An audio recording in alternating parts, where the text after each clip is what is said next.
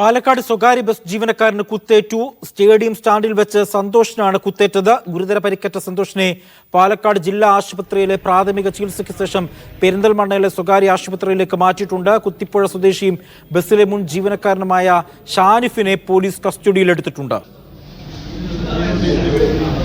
സാജിദ് അജ്മലുണ്ട് വിവരങ്ങൾ നൽകാനായി. സാജിദ്, ഈ ഷാനിഫാണോ ഈ കുത്തിയത്? ഇതുമായി ബന്ധപ്പെട്ട് പോലീസ് പറയുന്നത് എന്താണ്?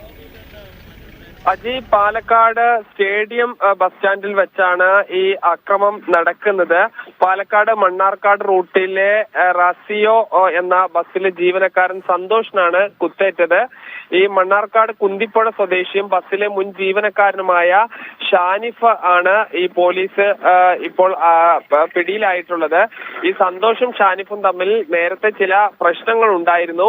ഇതിന്റെ വൈരാഗ്യം എന്നോണമാണ് അരയിൽ കത്തി സൂക്ഷിച്ചു വന്ന് ഈ ബസ് ജീവനക്കാരനെ മർദ്ദിച്ചത്. ഈ ഇദ്ദേഹത്തിന്റെ സന്തോഷിന്റെ കഴുത്തിന് ആണ് കുത്തേറ്റിട്ടുള്ളത്. ശരീരത്തിന്റെ മറ്റ് ഭാഗങ്ങളിലും ഈ ഗുരുതരമായ കുത്തേൽക്കുകയും ചെയ്തിട്ടുണ്ട്. കഴുത്തിന് കുത്തേറ്റത് കൊണ്ട് തന്നെ ഒരു ഗുരുതരാവസ്ഥയിലാണ് ഉള്ളത്. പാലക്കാട് ജില്ലാ ആശുപത്രിയിൽ നിന്ന് പെരിന്തൽമണ്ണയിലെ സ്വകാര്യ ആശുപത്രിയിലേക്ക് തീവ്രമായ പരിചരണം ആവശ്യമുള്ളത് കൊണ്ട് മാറ്റിയിട്ടുണ്ട്. എന്തായാലും ഇപ്പോഴും പെരിന്തൽമണ്ണയിലേക്ക് ആംബുലൻസിൽ ഈ രോഗിയെ കൊണ്ടുപോയിക്കൊണ്ടിരിക്കുകയാണ്.